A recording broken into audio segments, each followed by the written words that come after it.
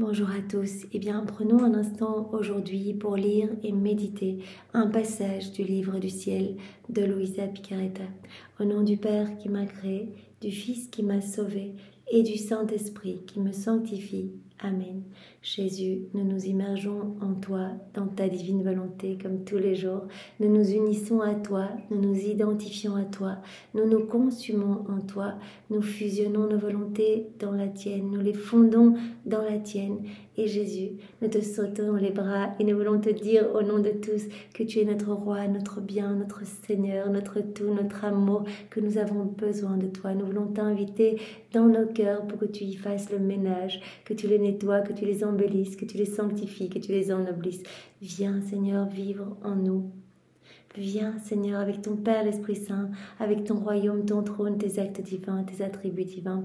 Recrée en nos cœurs cet espace indispensable pour que ta divine volonté puisse y être souveraine, qu'elle puisse y avoir son empire, qu'elle puisse s'y déployer, qu'elle puisse opérer et agir librement à partir de chacune de nos humanités. Seigneur, nous nous offrons à toi, nous déposons à tes pieds nos affections, nos désirs, nos pensées, nos émotions, nos volontés, bien sûr. Sers-toi de tout et bien comme fondation pour établir ton royaume en nos cœurs. Viens élargir les frontières de ton royaume en nous, Seigneur. Donne-nous ce don de la vie dans la divine volonté. Viens, s'il te plaît, Jésus, continuer ta vie en nous. Viens et sers-toi de nos mouvements, sers-toi de nos regards pour que tu puisses être glorifié. Viens, nous te donnons nos mains, Seigneur. Viens agir à travers elles. Sanctifie chacun de nos actes, nous te donnons nos regards. Viens toi-même regarder à travers eux, divinise-les. Viens parler à travers nos lèvres, viens respirer dans nos respirations, penser dans nos pensées. Viens Jésus faire battre nos cœurs, viens marcher dans nos pas. Oui Jésus, que tout soit fait par toi. Nous voulons vraiment que ce soit toi Jésus qui agisse en nous. Toi l'acteur et nous t'accompagnons. Que nos actes ne soient plus des actes humains, mais que fait par toi, ils soient tous divins, éternels, avec cette portée illimitée, intemporelle, universelle. Nous voulons vraiment, Jésus, que tout soit fait pour ta gloire. C'est ce que nous voulons, que nos vies soient des offrandes continuelles d'amour, de louange, de bénédiction, de réparation. Nous voulons t'offrir continuellement les actes opposés aux offenses qui te blessent, qui blessent le cœur de ta maman. Nous voulons être tes petites sentinelles d'amour. Nous voulons que nos cœurs soient des tabernacles vivants pour ta divine volonté, des tabernacles de consolation, d'amour, où tu pourras t'y reposer, où tu pourras déposer tes peines, tes amertumes, où tu pourras être nourri, abreuvé. Jésus, nous voulons être d'autres mères pour toi. Nous voulons continuellement te garder vraiment contre nos cœurs et faire tout uni à toi, Seigneur. Te donner l'amour que les autres ne te donnent pas, te donner la gloire, les louanges, l'adoration que tu aurais dû recevoir des âmes si elles n'avaient pas quitté ta divine volonté. Te donner la gloire que tu aurais dû recevoir des âmes réprouvées si elles n'avaient pas choisi délibérément de s'arracher de ton cœur pour aller se perdre. Oui Jésus, que tout soit fait pour ta gloire et que tout soit fait dans ta divine volonté. Fais de nous ce qui te plaira, Seigneur. Travaille-nous jour après jour pour que vraiment nous puissions devenir pur amour, pure lumière. C'est ce plan que tu as pour chacun de tes enfants. Jésus, nous voulons te remercier comme nous avons l'habitude de le faire, pour toutes ces grâces que tu nous as déjà données. Cela te fait tellement plaisir quand nous te remercions, que nous voyons ton amour, Seigneur. Alors merci pour tout ce que tu nous as déjà donné. Merci pour ces écrits du ciel qui sont si beaux, qui nous façonnent, qui nous transforment, qui nous travaillent en profondeur. Merci Jésus pour ta maman si douce et si merveilleuse, elle qui est la reine du royaume de la divine volonté et qui nous y veut dans ce royaume. Elle a dit, je suis seule dans ce royaume, j'attends mes enfants pour leur partager ma gloire, elle qui a été conçue dans nos cœurs, nous qui avons été conçus dans son cœur et elle qui a été conçue en nous pour te générer, pour te donner Jésus, pour t'apporter à nous Jésus et pour pallier à tous nos manquements. Elle vient et elle te donne l'amour qu'on ne te donne pas. Quand on te chagrine, quand on s'occupe mal de toi, elle s'occupe de toi à notre place. Merci de nous l'avoir donné. Et vraiment, nous voulons lui demander qu'elle nous guide, qu'elle nous guide, qu'elle nous prenne par la main et qu'elle nous ramène continuellement à toi. Elle est dans cette inlassable patience où elle se trouve à nos côtés et quand nous chutons, eh bien, elle nous prend dans ses bras d'amour, elle nous cache sous son manteau et elle nous ramène dans ton cœur, Seigneur, parce qu'elle veut vraiment que nous te donnions notre oui, notre grand oui. Elle veut que nous nous offrions à toi, que nous te donnions nos vies, que nous te donnions nos volontés. Elle veut vraiment que tu puisses être heureux. Elle veut ce que tu veux, que nous soyons heureux, que nous soyons ces enfants de lumière. Alors elle nous ramène, toujours à toi, pour que nous puissions, dans tes bras, être à l'abri des forces obscures, que nous puissions vraiment être bien dans cette enceinte de lumière et que nous puissions être gorgés de ton amour, que nous puissions nous remplir de ta splendeur et que ta lumière déborde de partout de nos humanités. Que cette lumière puisse mettre en fuite les ténèbres, que cette lumière puisse recouvrir la laideur du péché. Elle nous veut vraiment unis à toi. Alors vraiment, nous voulons rester entre vos deux cœurs unis. Nous voulons nous consacrer à vos deux cœurs unis. Nous voulons vous aimer. Nous voulons vous aimer tellement au nom de tous. Nous voulons vous recouvrir l'un l'autre de votre amour respectif, de vos bénédictions, de vos caresses, de ces mots tendres que vous aviez l'habitude de vous dire. Nous voulons vous recouvrir de l'amour du Père, l'amour de l'Esprit Saint, de l'amour trinitaire. Nous voulons vous recouvrir de tous les actes d'amour, Jésus, que tu as placés dans l'œuvre de la création. Je fais mien. Nous faisons nôtres tous ces actes d'amour. Nous faisons nôtres également tous les actes d'amour que tu as placés dans l'œuvre de la rédemption, tes pas, tes paroles, tes pensées, tes prières, tes souffrances, tes peines, tes réparations, tes battements de cœur. On fait tout nôtre. On fait nôtre également tous les actes d'amour que tu as placés dans l'œuvre de la sanctification. On fait nôtre tous les actes accomplis par Maman Marie dans la divine volonté depuis la seconde une de sa conception jusqu'à son assomption. On fait nôtre tous ces actes. On ajoute nos je t'aime et on vous en recouvre, non seulement maintenant, mais aussi à chacun de nos battements de cœur, même les battements de cœur passés depuis la seconde une de notre conception, et ce jusqu'à notre mort. Nous voulons continuellement vous recouvrir de ce paquet d'amour. Nous voulons également réactualiser tous les actes d'amour de tous les saints, de tous les temps, les prières, les dévotions, les jeûnes, les martyrs, les sacrifices, les dépouillements, voilà, tout ce qui a pu être fait par amour pour toi, Jésus, pour ta maman. On réactualise tous ces actes qu'on plonge dans ta divine volonté pour les diviniser, on les fait nôtres également, ce qui est bien dans la divine volonté, on peut tout faire nôtre, tout nous appartient, on reprend tout, comme si c'était nous qui avions fait tous ces actes, on place nos petits je t'aime et on vous les réoffre aussi, au nom de tous les hommes de tous les temps. Jésus, maintenant, nous voulons te dire que nous voyons ton amour partout, voilà. Tu nous as dit dans la divine volonté, je viens désobstruer vos sens et je viens aiguiser votre amour en fait. Vous allez de plus en plus voir mon amour partout et y répondre. Nous voulons te dire que nous voyons ton amour et nous voulons te remercier au nom de tous ceux qui ne t'ont jamais remercié, qui ne te remercient pas, qui ne te remercieront pas. Nous voulons placer ce paquet d'amour sur chaque feuille, chaque branche, chaque tige, chaque brindille, chaque fleur, chaque semence. Ces semences vont produire tout ce que la terre contient, chaque atome de terre, chaque particule de lumière, chaque molécule d'air, dans l'immensité des cieux, sur le soleil, ses rayons, ce que ces rayons vont toucher, les étoiles, leurs sentiments, les galaxies, les planètes, la lune, dans l'immensité des cieux, dans la force du vent, dans la puissance des vagues, dans la mer, dans chaque goutte d'eau, sur chaque flocon de neige, chaque poussière, chaque grain de sable, sur chaque insecte, bestiole, animal, sur chaque coraux, minéraux, cailloux, partout, Seigneur, dans les plaines, les vallées, les montagnes. On veut vraiment recouvrir l'espace de cet amour, en fait, de cet amour, notre amour uni au tien. Et nous voulons partout te demander que vienne s'établir ton royaume sur la terre. Nous voulons te demander que toutes les âmes soient sauvées. Nous voulons te demander que tous les pécheurs obstinés puissent se convertir et s'unir à toi, Jésus.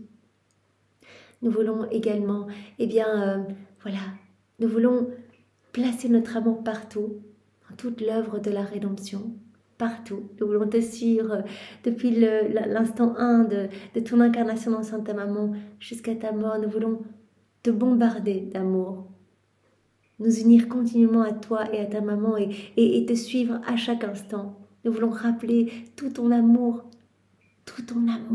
partout, à chaque instant de ta vie. Nous rappelons cet amour, l'amour de ta maman, et nous offrons cet amour au Père, pour que cet amour soit redoublé, renouvelé dans notre cœur et dans tous les cœurs.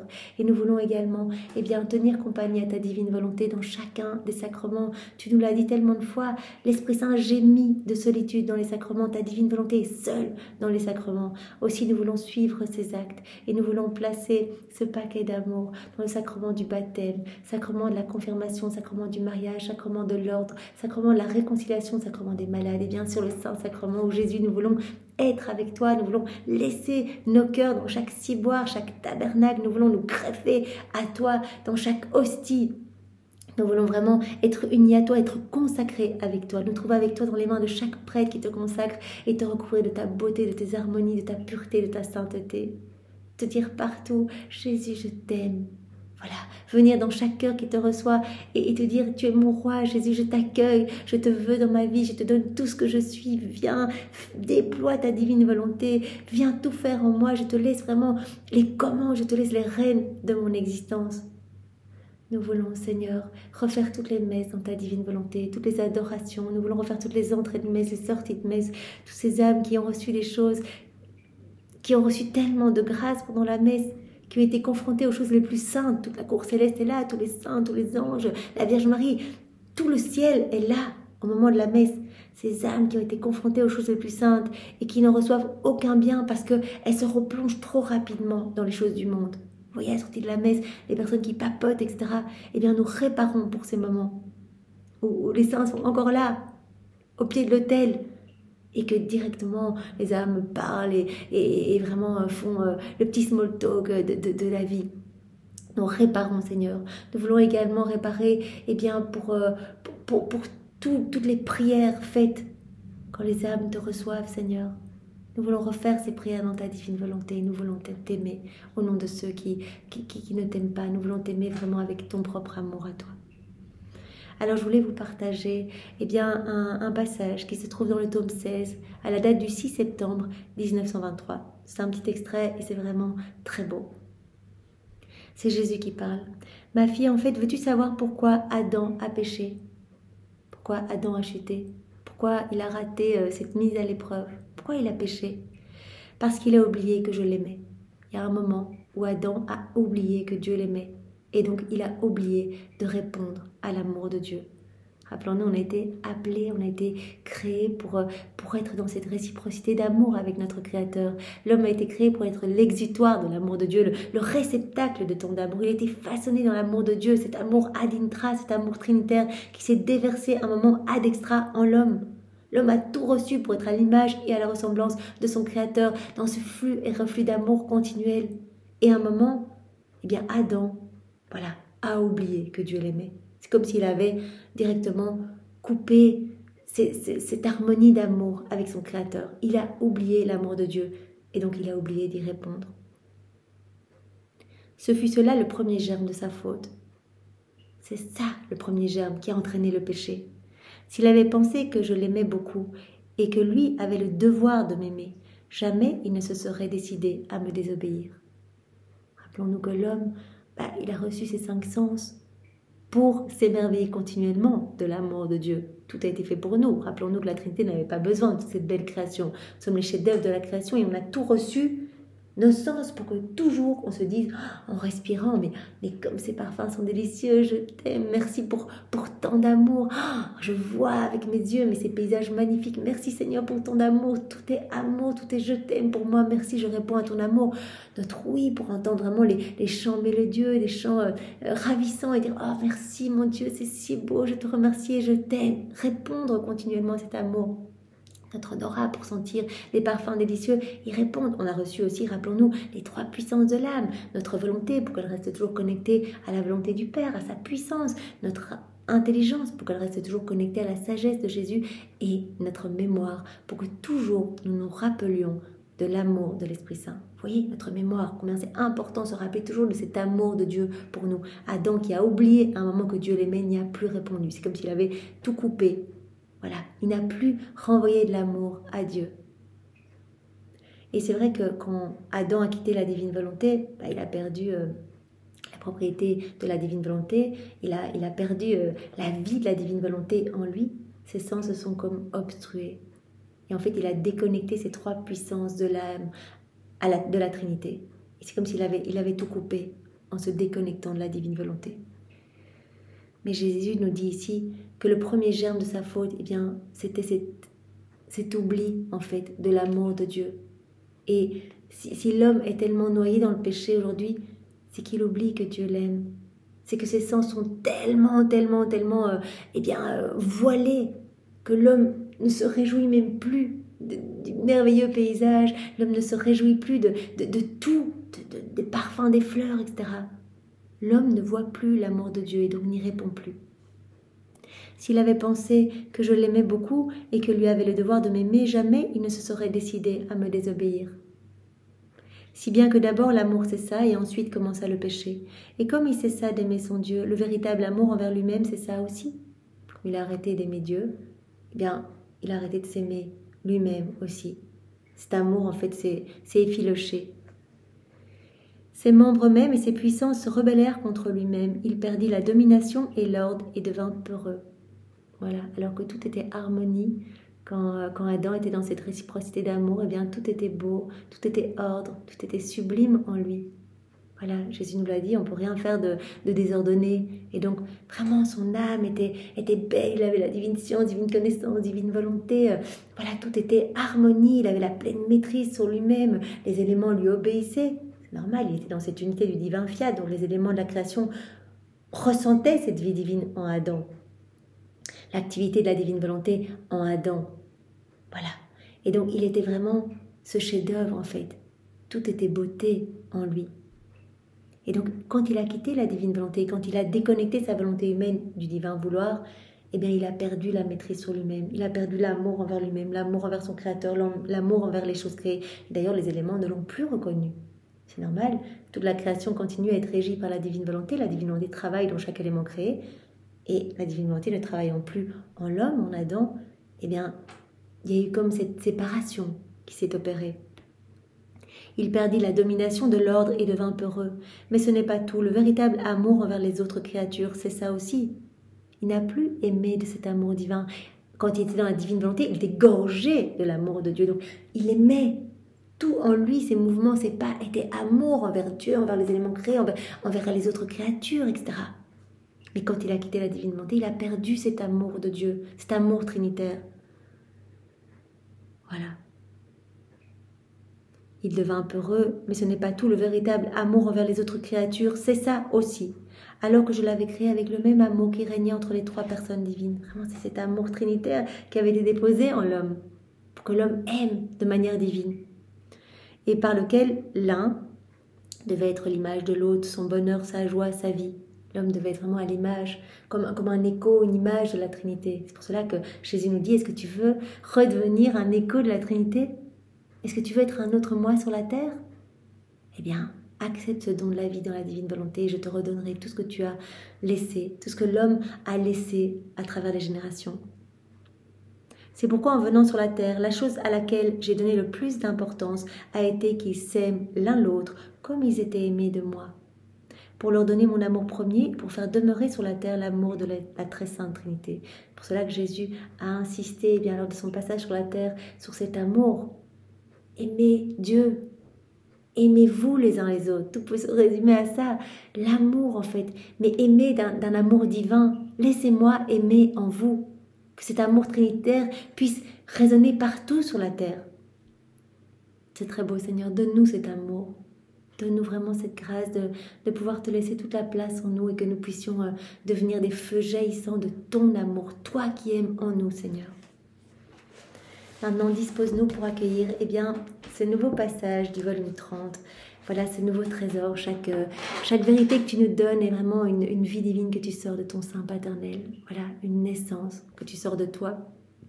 pour nous façonner, pour nous travailler et pour nous donner cet élan de mettre en pratique. Chaque vérité nous pousse à cette mise en pratique. Il n'y a que dans cette mise en pratique que tu vas pouvoir nous donner tout ce dont tu rêves de nous combler, Seigneur, alors que nous ne passions pas aujourd'hui à côté de ce précieux cadeau. Nous sommes là pour recevoir, notre cœur est grand ouvert et c'est toi qui vas venir recevoir en nous. Donne-nous ta sagesse et ta compréhension, enveloppe-nous de ta lumière, donne-nous ton cœur à toi, Seigneur. Nous sommes prêts et vraiment investis-nous entièrement de toi, remplis-nous de ton amour, de ton Esprit Saint.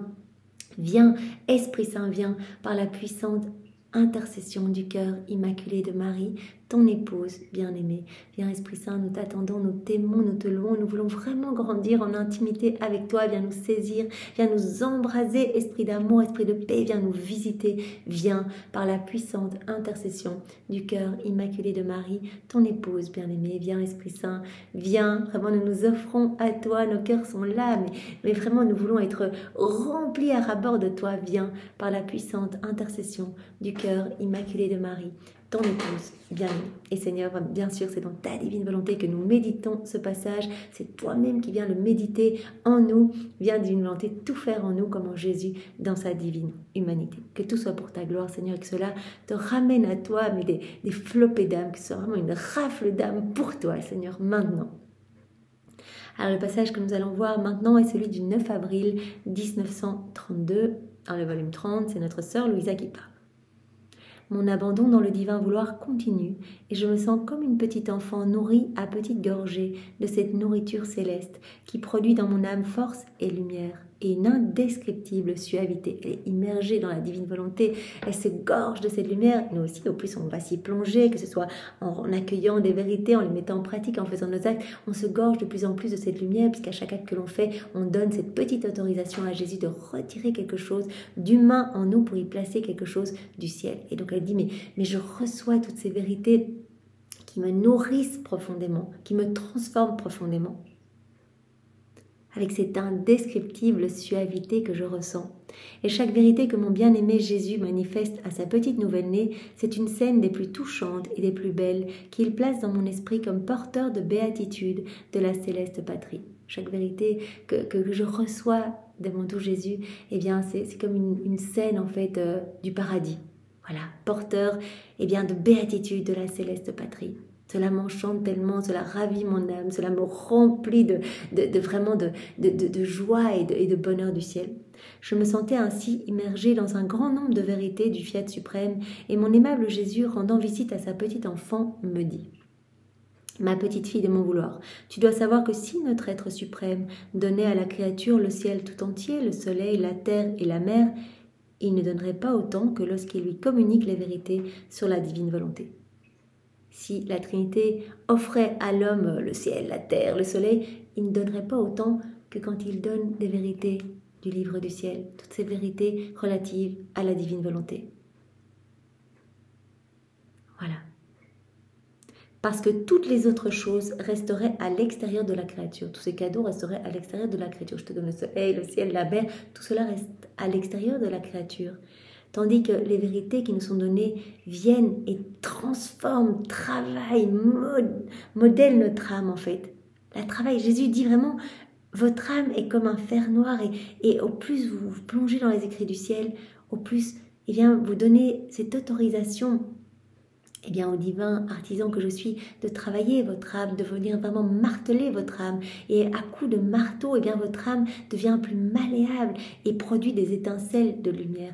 Votre âme change, je peux en faire ce que je veux, je peux vraiment la travailler. Donc, d'où l'importance des connaissances. Les connaissances nous donnent cette soif de nous unir à Jésus, cette soif de mettre en pratique. Ces connaissances alimentent notre désir si important. Le désir fait tout, dire je veux vivre dans ta divine volonté, cela attire vraiment l'Esprit Saint, cela attire des chaînes de grâce. Voilà, si je te donnais le ciel, la terre, cela resterait à l'extérieur, mais quand je te donne des vérités, elles pénètrent les fibres les plus intimes de ton être. Je façonne le cœur, les affections et les désirs, l'intellect, la mémoire et la volonté de l'âme qui accueille ces vérités, pour les transformer tous en vie de vérité. Ces vérités prennent vie en nous, ce sont des vies divines qui viennent vraiment profondément nous modeler, qui vraiment transforment notre être, nos fibres les plus intimes. Ces vérités vraiment viennent dans chacune de nos cellules. Et en les façonnant, je répète les prodiges de la création de l'homme. Jésus continue l'œuvre de la création en nous donnant ces vérités. Quand on les accueille, quand on fait nos actes dans la divine volonté, il poursuit son œuvre de création en nous. Chaque fois, il nous donne quelque chose de nouveau. Chaque vérité, il va nous donner quelque chose. Il nous parle de quelque chose, eh bien, il nous le donne en même temps. Il nous parle de l'obéissance, il nous donne la semence de l'obéissance en nous. Il nous donne la semence de la pureté d'intention, etc. Il nous parle de l'innocence, de la simplicité. Il nous donne cela en même temps. Donc ces vérités prennent vie en nous et nous transforment littéralement. En les façonnant, je répète les prodiges de la création de l'homme, et avec le toucher de mes mains, je détruis les germes du mal, et je fais renaître la semence d'une vie nouvelle. Par ces vérités, eh bien, ces vérités, avec leur lumière, viennent nettoyer les âmes, et ces vérités vont détruire la semence, les germes du mal. Ils font naître une vie nouvelle, en fait. L'âme se laisse travailler en accueillant toutes ces vérités. La créature sent mon toucher, et en la façonnant, la vie nouvelle que je lui rends. On va sentir que quelque chose se passe en nous. On lit, on sent qu'on se remplit de vie divine. Tandis que le ciel, le soleil et la mer n'ont pas la vertu transformante. Si Jésus nous donnait quelque chose d'extérieur, je te donne la mer, etc., c'est quelque chose qui va être extérieur à nous. La mer n'aurait pas la vertu transformante de former en nous une autre mer. Tandis que le ciel, le soleil et la mer n'ont pas la vertu transformante de former pour la créature un ciel, un soleil et une mer. Il n'y a pas cette transformation qui s'opère quand on donne quelque chose d'extérieur. Mais ici, c'est quelque chose qui va rentrer. Ces vérités vont vraiment rentrer au plus profond des fibres les plus intimes de nos cœurs et vont nous travailler en profondeur. Tout le bien se réduit à ce qui est extérieur quand on donne quelque chose d'extérieur et rien de plus. Tu vois par conséquent tous les biens que tu renfermes par toutes ces vérités qui te sont manifestées. Par conséquent, sois attentive pour correspondre à un bien si grand. Voilà. Tu reçois tellement. À chaque fois que tu reçois une vérité, Jésus l'a dit, une vérité vaut plus que tout. Un acte fait dans la divine volonté, une vérité que je te donne, vraiment une méditation sur un enseignement que je te donne, eh bien cela vaut plus que toute la création. C'est juste incroyable. Après quoi, je continuais à penser à toutes ces vérités sur la divine volonté. Combien de joie, combien de divines transformations. Elles ont véritablement été les révélatrices de l'être suprême. Je n'aurais jamais connu mon Créateur, mon Père Céleste, si les saintes vérités n'avaient été comme des messagères qui m'apportent tant de merveilleuses nouvelles sur leur adorable majesté. Ces vérités ont été des messagères, vraiment nous appelant à aimer davantage vraiment notre Père du ciel, à aimer davantage Jésus, l'Esprit Saint. Voilà, on en apprend en fait, on rentre dans les secrets divins faits par ces vérités. Elles ont été comme des messagères m'apportant tant de merveilleuses nouvelles sur l'adorable majesté. Et alors que tant de vérités peuplaient mon esprit, un doute surgit en moi. Tout d'un coup, Louisa a un doute. Est-ce vraiment Jésus qui m'a manifesté tant de vérités? Ou est-ce que c'est l'ennemi infernal? Ou bien ma fantaisie? Et Jésus m'a surprise en me disant, donc Louisa a souvent ce doute. Voilà, surtout dans les premiers volumes, elle se demandait si c'était Jésus qui venait la visiter, etc. Et chaque fois, Jésus lui disait, mais fais ton signe de croix. Voilà, quand tu fais ton signe de croix, les démons ne peuvent pas supporter cela. Donc souvent, elle demandait, eh bien, quand elle voyait Jésus arriver, elle dit, fais ton signe de croix pour être sûr que c'est bien toi, etc. Donc vraiment, nous, cela nous montre aussi que c'est vraiment puissant. Quand on fait le signe de croix, comme Jésus nous le disait dans un autre passage, on appelle cette ressemblance divine sur nous. C'est tellement beau. Donc ici, elle a ce doute en disant, mais si c'était pas Jésus qui m'avait donné tout ça, si c'était le fruit de ma fantaisie, ou bien si c'était des enseignements donnés en fait par Satan. Ma bonne fille, comment peux-tu douter ? À elle seule, la multiplicité de tant de vérités sur ma divine volonté est une preuve certaine que seul ton Jésus pouvait avoir parlé si longtemps sur ce sujet, en thèmes si variés et si puissants. Voilà. Le fait que je te parle aussi longtemps, 36 volumes, tous les jours, presque tous les jours que Jésus venait, il lui donnait de nouvelles images, de nouvelles formes, voilà, de nouvelles vérités, etc. Il a dit d'ailleurs, mais c'est inépuisable, je pourrais t'en parler à l'infini. Quand Louisa dit, mais pourquoi t'arrêtes de parler maintenant, c'est fini, tu as fini de me parler de ta divine volonté. J'ai dit, mais non, je pourrais parler à l'infini. C'est une mère infinie. Je pourrais toujours te dire quelque chose de nouveau sur ma divine volonté. Si je ne te parle pas, c'est que je me repose dans mes paroles créatrices, dans ton cœur, dans la création que j'ai opérée dans ton cœur. Mais j'aurai toujours quelque chose à dire sur ma divine volonté. Donc Jésus dit, c'est une preuve certaine que c'est moi qui t'ai parlé. C'est la multiplicité des exemples et vraiment la variété de toutes ces vérités que je t'ai données. Voilà. Je t'ai parlé si longtemps sur ce sujet en thèmes si variés et si puissants. Car moi, possédant la source de la divine volonté, il n'est pas étonnant que j'ai pu te manifester de si nombreuses manières. Pourrais-je dire les petites gouttes de lumière des connaissances de mon adorable volonté? Et il dit bien, Louisa, en plus, je t'ai parlé tellement longtemps. Et moi, c'est parce que je possède la source de la divine volonté, je suis la divine volonté. C'est pour ça que je pouvais t'en parler à l'infini. Et encore, ce que je t'ai donné, ce ne sont que des petites gouttes par rapport à l'immense mer de ma divine volonté. Voilà. Petites gouttes de lumière, des connaissances de mon adorable volonté. Je dis qu'elles sont pour moi des gouttes en comparaison de la mer vaste et infinie que je pourrais encore te dire. Car si je voulais te parler de toute l'éternité, il y a tant à dire sur les connaissances concernant mon fiat suprême que je n'en finirai jamais. Mais pour toi, ce que je t'ai manifesté a été comme des mers, parce que tu es une créature finie. Voilà, ce sont des petites gouttes pour moi, parce que je t'ai donné quelques petites gouttes de ces connaissances. Toutes ces années, etc., mais multiplicité d'exemples, etc. Parce que je suis la source, donc je peux t'en parler à l'infini. Mais pour toi, tu étais déjà rempli à ras-bord, comme tu es un être fini, tout ce que je t'ai donné, ça t'a gorgé, ça t'a transformé complètement, mais ce ne sont que des petites gouttes par rapport à l'immensité de cette mer de lumière qui est infinie. Pour toi, ce que je t'ai manifesté a été comme des mers parce que tu es une créature finie. C'est pourquoi la longueur de mon discours est la preuve la plus certaine et la plus convaincante que seul ton Jésus pouvait tenir tant de raisonnements, que lui seul pouvait savoir tant de choses concernant mon vouloir lui-même. Voilà, la multiplicité de ces enseignements nous prouve bien que c'est Jésus. Personne n'aurait pu en reparler aussi longuement. Louisa n'aurait pas pu imaginer tant de choses, elle était déjà jusqu'en première primaire. Et Satan ne connaît pas du tout la divine volonté. C'est la chose qu'il connaît le moins. Il a horreur de la divine volonté. Il l'a quitté, il ne l'a pas voulu. Il ne sait pas ce que c'est. Il n'aurait pas pu en parler aussi longuement. Donc c'est la preuve la plus certaine et la plus convaincante que tout vient de moi. Cette multiplicité et bien des vérités que je t'ai données. Voilà, seul ton Jésus pouvait tenir tant de raisonnements. Lui seul pouvait savoir tant de choses concernant mon vouloir lui-même. L'ennemi ne possède pas la source de la divine volonté. Et pour lui, y goûter le brûlerait encore plus, parce que ma divine volonté est ce qu'il est le plus, et ce qui le tourmente le plus, ce qu'il connaît le moins, ce qu'il déteste le plus, c'est la divine volonté. Il n'aurait pas pu t'en parler. Et si c'était en son pouvoir, il mettrait la terre sans dessus-dessous, il utiliserait tous les arts et toutes les ruses pour que personne ne connaisse ni ne fasse ma volonté. Il a horreur de cela, il voit se recréer dans les âmes ce que lui a perdu. Donc il va essayer de nous faire chuter au tout début quand on commente dans la divine volonté. Il va vraiment essayer de nous faire douter, etc. Parce qu'il ne veut pas que les âmes connaissent la divine volonté, il déteste cela. Il voit toutes les âmes qui sont sauvées à chacun des actes qui sont faits, il voit le royaume de Dieu s'établir de plus en plus sur la terre. Chaque acte, on travaille à l'avènement du royaume. Donc il ne veut pas ça, il n'aurait pas pu en parler, cela l'aurait brûlé littéralement. Et puis comme Jésus le dit, il n'y connaît absolument rien, il ne connaît pas la divine volonté. Ce serait moins encore ta fantaisie, si limitée et si petite. Tu n'aurais pas pu parler aussi longuement comme ça, imaginer tout cela. Oh, comme la lumière de la raison s'éteindrait bien vite, et après avoir donné 2 ou 3 raisons, tu aurais fait comme ceux qui veulent parler et soudain sont frappés de mutisme sans pouvoir continuer à discoursir. Si c'était toi, après quelques pages, directement tu te serais frappé de mutisme, tu n'aurais plus rien eu à dire. Tu aurais été réduite au silence.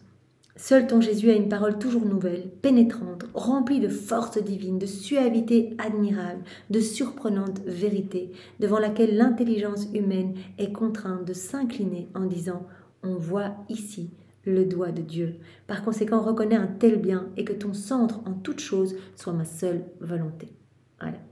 Donc vraiment, seul Dieu peut parler de sa divine volonté.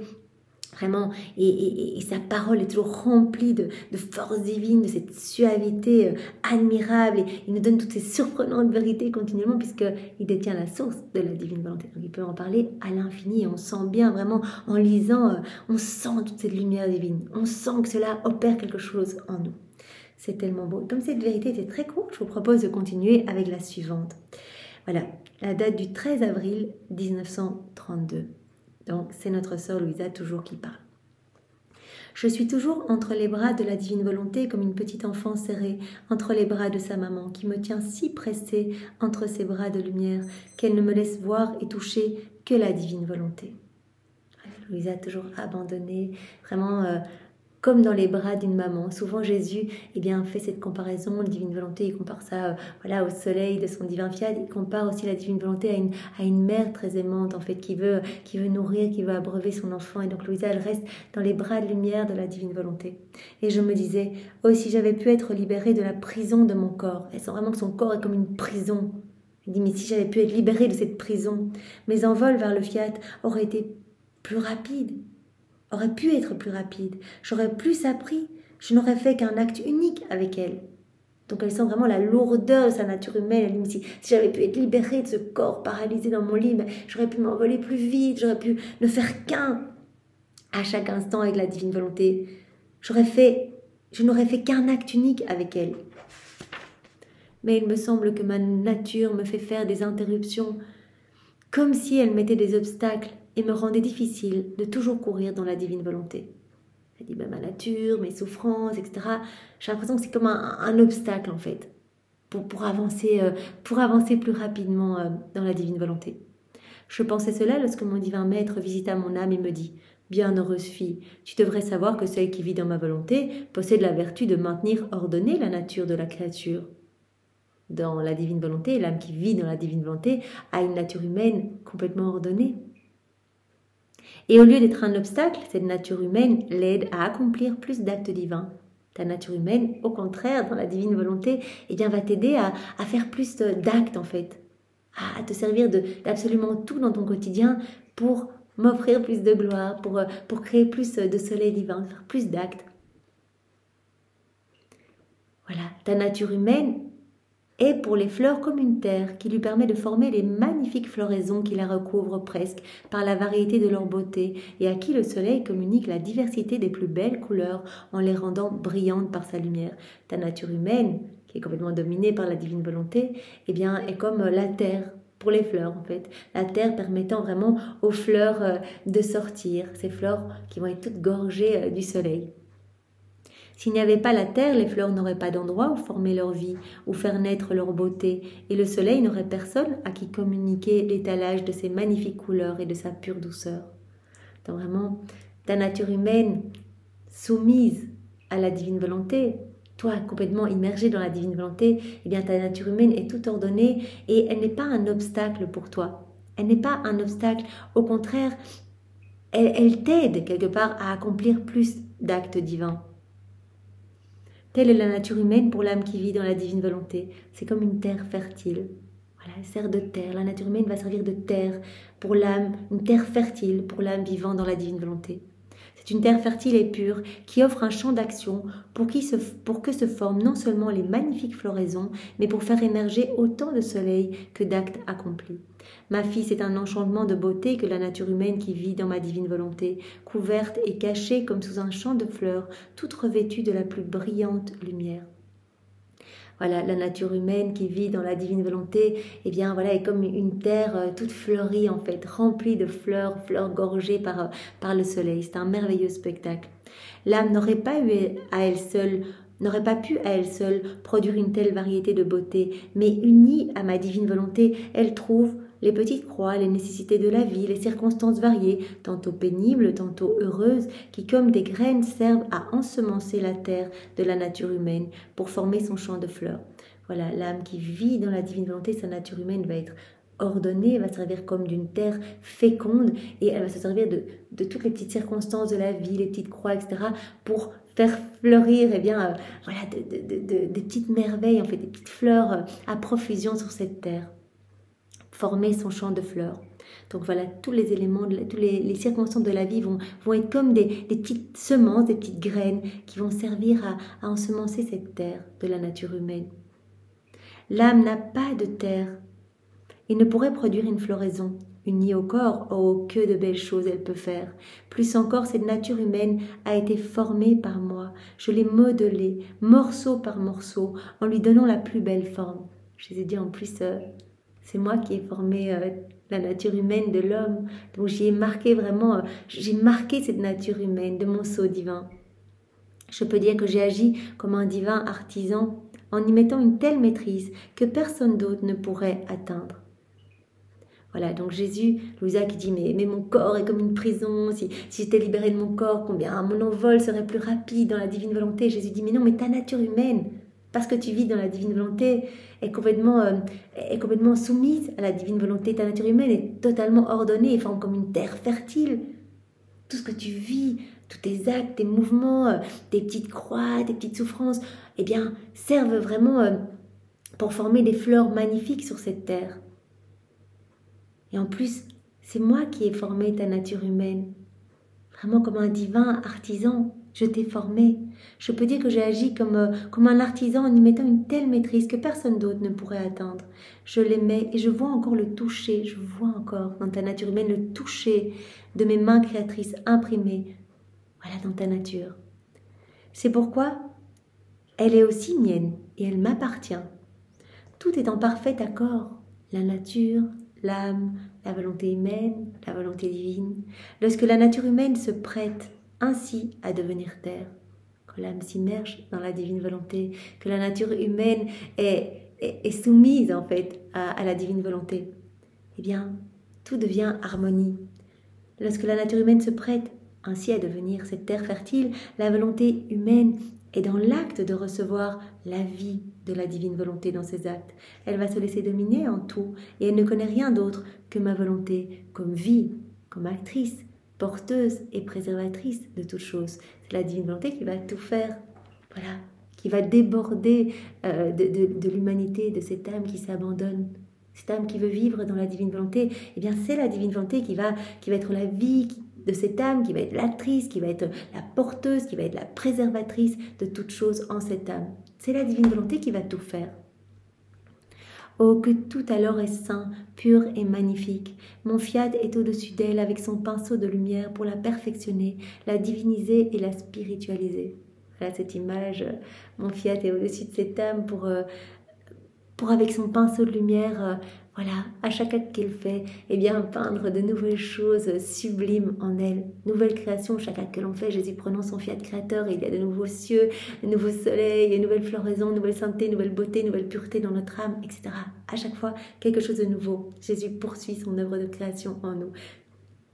Comme dit Jésus ici, mon fiat est au-dessus de cette âme qui vit dans la divine volonté et avec son pinceau de lumière, mon fiat la perfectionne, la divinise, la spiritualise. La divinise. Jésus veut nous donner cette sainteté divine, sa sainteté à lui. Sa nature ne peut plus être un obstacle aux envols dans ma volonté. La divine volonté fait tout, elle régit tout. La nature humaine ne peut pas être un obstacle aux envols dans la divine volonté. Tout au plus peut-elle être pour toi un obstacle à ton vouloir auquel tu dois ne jamais donner vie, afin que dans la terre, il n'y ait pas de peur, car si elle est présente, la terre reçoit et donne ce qu'elle a reçu.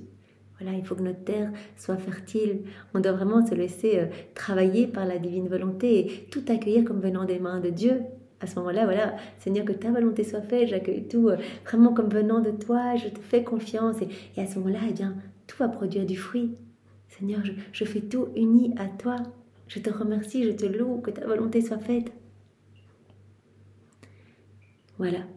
Tu dois ne jamais donner vie à ta volonté humaine afin que dans ta terre, il n'y ait pas de peur. Car si elle est présente, la terre reçoit et donne ce qu'elle a reçu. Si c'est la volonté humaine qui régit en fait tout, c'est comme si la terre allait se gorger de toutes les mauvaises tendances, mauvaises passions. Quand on vit dans nos volontés propres, eh bien, on remplit notre âme de ténèbres, etc. On alimente une vie, en fait, une vie de mauvaises passions, de mauvaises tendances. Et on étouffe la vie divine en nous. Donc notre terre va être toute stérile, va être toute mauvaise, va être gorgée de ces mauvaises passions, etc. Et quand on laisse la divine volonté tout régir en nous, eh bien, ça va être magnifique, notre terre va être vraiment fertile, tout va nous servir eh bien, pour créer plus de lumière, faire plus de soleil, etc. Voilà, je parle dans ta divine volonté, Seigneur, j'écoute dans ta divine volonté, j'éduque mes enfants dans ta divine volonté, je marche, je prends ma douche, je pèle mes légumes, je nettoie ma maison, je vais travailler, je conduis ma voiture, je fais tout dans ta divine volonté avec l'intention de te glorifier, je te demande que vienne s'établir ton royaume. Voilà. Car si elle est présente, ta terre reçoit et donne ce qu'elle a reçu. En vérité, ta terre donne encore plus et change les semences en fleurs, en plantes et en fruits. Sinon, elle demeure dans son silence et reste une terre fertile. Donc vraiment, Jésus nous dit, voilà, si vous agissez dans vos volontés propres, eh bien cette terre va être stérile en fait. Jésus disait que cette terre, c'était en fait notre nature humaine. Voilà, on va être gangréné en fait par notre volonté humaine qui va prendre toute son ampleur. Mais si on laisse la divine volonté agir en nous, voilà, notre nature humaine va vraiment être comme une terre fertile et magnifique, gorgée bien de tous les attributs divins de Jésus, etc. Je remercie Jésus pour sa belle leçon et j'étais toute heureuse de savoir que ma nature humaine ne pouvait pas me faire de mal. Au contraire, elle pouvait même m'aider à faire grandir la vie de la divine volonté dans mon âme. Eh bien, ma nature humaine, je vais me servir de tout pour faire mes petits actes et alimenter la vie du divin vouloir en moi. Donc Louisa est contente de savoir que sa nature humaine n'est pas un obstacle pour que son âme s'élève et aille se greffer dans le soleil de la divine volonté, mais au contraire qu'elle peut l'aider à faire grandir cette vie du divin vouloir dans son âme. Et je continuais mes rondes, mes envols dans ses actes, et mon doux Jésus ajouta, « Ma fille, ma divine volonté possède l'inséparabilité de tous ses actes et effets, on le sait, acte unique et éternel d'amour. » Voilà, même s'il y a une multitude d'effets de la divine volonté, tout ce que l'on voit autour de nous, le vent, la mer, les arbres, les feuilles, etc., eh bien tout cela sont comme autant d'actes de la divine volonté, mais repris dans cette unité, il y a cette inséparabilité, vraiment cette unité. Voilà, inséparabilité de tous ses actes et effets. Alors, lorsqu'elle travaille seule, en dedans comme en dehors d'elle-même, autant lorsqu'elle travaille seule, en dedans comme en dehors d'elle-même, que si elle travaille dans la créature, inséparabilité de tous les actes de la divine volonté, de tous ses effets. Que ce soit les actes que l'on fait dans la divine volonté, ou voilà, les actes faits par la divine volonté, voilà, à travers chaque élément de la création. Ou encore lorsque la créature travaille en elle, ou afin d'exécuter ce que veut ma divine volonté. De cette façon, ma volonté produit de ce qui est à elle, et le retient comme faisant partie de ses actes et de ses propriétés, inséparables d'elle-même. Tout ce que nous, on va faire, par exemple, dans la divine volonté, eh bien, va être collecté par nos anges gardiens, toute la cour céleste. Tout le monde vient, tout le ciel vient vraiment sur la terre pour venir chercher ce précieux acte fait dans la divine volonté et le déposer en dépôt dans la divine volonté. Donc voilà, tant que nous vivons dans la divine volonté, nous avons des droits sur ces actes que nous avons accomplis en union avec Jésus. Nous avons des droits sur ces actes que nous partageons avec Dieu. Si nous quittons la divine volonté, nous perdons, nous, ces droits sur ces actes. Dieu seul va garder des droits sur ces actes. Comme Adam, eh bien voilà, quand il a quitté la divine volonté, il a perdu les droits sur ses actes. Mais ces actes sont toujours en dépôt dans la divine volonté et continuent à produire de grands biens, de grands bienfaits. Donc même si Adam a quitté la divine volonté, jusqu'à Louisa, Adam était le plus grand saint qui soit, parce qu'il était le seul à avoir accompli des actes dans la divine volonté, et bien sûr, à l'exception de la Vierge Marie qui forme un maillon unique avec Jésus, un maillon tout à fait à part. Voilà. Si la créature vit dans ma divine volonté, ces actes deviennent une propriété commune à l'une et à l'autre. Voilà, on vit, on fait nos actes dans la divine volonté, eh bien nous allons avoir des droits en commun avec Dieu sur nos actes. Si la créature fait des sorties, elle va perdre ses premiers droits sur ceux qui avaient été faits dans notre maison. Quitte la divine volonté, on perd ses droits sur ces actes qui ont été faits dans la divine volonté, qui sont en dépôt dans la divine volonté. Puis la substance, la vie de l'acte, la sainteté, la beauté, les prérogatives nécessaires pour pouvoir former un de nos actes produits par notre divin vouloir. Et en quittant, en plus, voilà, Jésus dit, on va perdre ce naturel à faire des actes. Au plus on va faire des actes, au plus on va être appelé à en faire d'autres. On va quitter la divine volonté, cela nous sera moins facile de revenir. Au plus on en fait, on reste dans cet acte continu, au plus cela devient comme naturel pour nous d'en faire. Un bien appelle un autre bien, un acte appelle un autre acte, une connaissance reçue, digérée, mise en pratique, on appelle une autre, etc. Nous créons l'espace nécessaire pour en accueillir une autre. Et donc Jésus dit, non seulement tu perds la propriété des droits sur ces actes que tu as fait en quittant la divine volonté, mais aussi, tu perds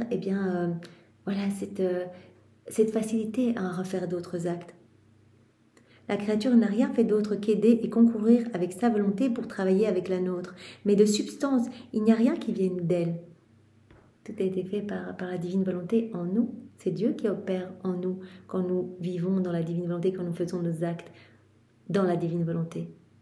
Et donc tous ces actes sont vraiment en dépôt. On n'aurait pas la capacité de toute façon de les contenir, parce que ces actes sont infinis, sont magnifiques, sont éternels, sont remplis de tout le ciel. La Trinité s'y déverse, les saints, les anges. Ces actes sont parfaits, apportent une adoration parfaite, complète, magnifique à toute la Trinité. Mais de substance, il n'y a rien qui vienne d'elle. C'est pourquoi, en persistant à vivre dans notre vouloir, elle maîtrise avec elle. Si elle en sort, c'est avec justice qu'elle ne touche rien. Mais si elle revient, elle acquiert de nouveau le droit de maîtrise. Oui, dans la divinité, on va regarder les droits sur les actes que l'on fait. On va avoir cette maîtrise, etc. Jésus parle d'un droit de maîtrise sur ces actes accomplis dans la divine volonté. On quitte la demeure du Père, on quitte cette maison paternelle, on se replonge dans nos volontés propres, on va perdre ses droits. Mais si on revient, on récupère à nouveau ses droits. Mais il y a une grande différence entre celle qui vit dans ma divine volonté et travaille avec elle, et celle qui, sans vivre dans ma divine volonté, accomplit un acte dans les circonstances voulues par mon fiat. Grande différence à nouveau dont Jésus nous parle, cette différence entre vivre dans la divine volonté, faire nos actes dans la divine volonté, immerger dans cette mer de lumière, on se plonge dans cette mer de lumière et vraiment par ce plongeon, eh bien, cela génère de la lumière qui vient glorifier la Trinité, apporter une gloire accidentelle aux saints, aux bienheureux, un rafraîchissement aux âmes du purgatoire, un renouvellement dans toute la création, des bienfaits pour toutes les âmes. On est dedans, on est dans cette mer de lumière, ou alors on reste à l'extérieur de cette mer et quelque part on fait la volonté de Dieu. Voilà, comme tous les saints jusqu'à Louisa, ils ont fait la volonté de Dieu. Ils observaient l'humanité de Jésus et ils essayaient de l'imiter. Saint François regardait, Jésus s'est dépouillé de tout, etc. Et bien moi aussi je vais me dépouiller de tout, je vais vivre dans la pauvreté, etc. Donc Jésus dit il y a une grande différence. Voilà. Cette dernière, donc les âmes qui font la volonté de Dieu, cette dernière prend dans son acte ma volonté limitée. Et l'acte accompli reste ce qu'il est, sans continuer son action. Les actes qui vont être faits, voilà, je fais la volonté de Dieu. Je ne suis pas immergée dans la divine volonté, je ne vis pas dans la divine volonté, mais je fais la volonté de Dieu. Et bien mes actes auront une portée limitée, n'auront pas cette portée d'éternité. Tandis que des actes qui sont faits dans la divine volonté, qui sont on fait quelque chose, on vit dans la divine volonté, on laisse Jésus faire les actes en nous. À ce moment-là, nos actes vraiment voilà, sont marqués de ce petit sceau divin et donc sont éternels, etc. Voilà.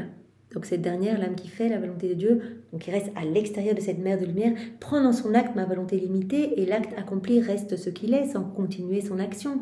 Et bien que ces actes soient eux aussi inséparables de ma volonté, tous les actes des saints, par exemple jusqu'à Louisa, se trouvent dans la divine volonté, sont inséparables de la divine volonté, même s'ils ont été faits, même si ce sont des actes, voilà, même si ces personnes ne vivaient pas dans la divine volonté, qu'ils ont juste fait la volonté de Dieu, ces actes se trouvent dans la divine volonté. Ils sont inséparables de ma volonté. Mais on voit cependant que ces actes n'ont pas agi continuellement. Il n'y a pas cette continuité. Donc il y a vraiment cette grande différence entre faire la volonté de Dieu et vivre dans la divine volonté. Voilà, Jésus parlait de cette différence aussi importante que le ciel et la terre, aussi importante que la lumière des étoiles, voilà les saints qui constituent comme des petites étoiles pour le ciel, et l'âme qui vit dans la divine volonté, chacun de ces actes va être un immense soleil, chaque acte. Je pense créer dans ta divine volonté, boum, un soleil immense, éternel, qui va sauver des milliers d'âmes, qui glorifie, etc. Voilà. Les actes faits, voilà, par les saints, etc., dans une volonté humaine, eh bien, ces actes sont limités. C'est en étant limités qu'ils ont pris ma divine volonté, et c'est limité qu'ils demeurent. Par contre, celle qui se plonge dans la divine volonté, celle qui vit et travaille dans ma volonté, acquiert l'acte incessant de travail continu. C'est la divine volonté qui opère à partir de l'humanité, de cette âme qui se plonge dans la divine volonté. Et donc tous les actes sont incessants, infinis, et vraiment font du bien partout en fait, dans toutes les âmes. Ces actes seront toujours des agents dans mon fiat et ne perdront jamais l'attitude.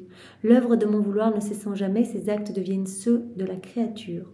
C'est pourquoi je te veux toujours dans mon fiat si tu veux le prendre non de façon limitée et par goutte, Pas prendre le fiat de façon limitée et par petites gouttes, mais on veut le prendre comme une mer afin d'en être tellement rempli qu'on ne verra et ne touchera rien d'autre. Donc voilà, ça, on veut vraiment être dedans, on veut être dans cette mer et on veut que tous nos mouvements, nos regards, nos pas, nos paroles eh bien, puissent créer vraiment ces vagues de lumière et puissent apporter du bien à toutes les âmes, etc. Et que nos actes eh bien, ne s'arrêtent jamais, apportent du bien continuellement, apportent de l'amour à la Trinité continuellement, etc. Je te veux toujours dans mon fiat si tu veux le prendre, non de façon limitée et par gouttes, mais comme une mer, afin d'en être si rempli que tu ne verras et ne toucheras rien d'autre que ma divine volonté. Eh bien, Seigneur, c'est ce que nous voulons. Alors garde-nous dans cette mer de lumière. Et vraiment pour te remercier de cet enseignement, eh bien, voilà, nous t'offrons l'amour de ta maman une fois de plus, son cœur, sa maternité. Et vraiment, nous t'embrassons avec ses lèvres, nous te prenons dans nos bras avec ses bras à elle. Et vraiment, nous offrons à toi, Seigneur. Vraiment que notre temps ici-bas ne soit pas... voilà, une accumulation de moments perdus en fait. Nous ne voulons pas perdre notre temps. Nous savons que cette vie est tellement courte et nous n'avons que cette vie pour t'aimer, pour travailler à l'avènement de ton royaume, pour vraiment te glorifier, pour t'aider à sauver des âmes. Tu le disais dans un passage, moi ça m'a tellement touchée. Tu disais à Louisa, voilà, viens, reste près de moi et parlons uniquement de mon amour. Parlons du royaume de ma divine volonté. Parlons des âmes à sauver. Je crois que c'était dans le volume 11. Donc voilà. Nous pouvons reprendre cela comme prière. Seigneur, je veux rester dans tes bras et je ne veux faire que parler de ton royaume. Je ne veux faire que parler de cet amour brûlant que tu as pour les âmes.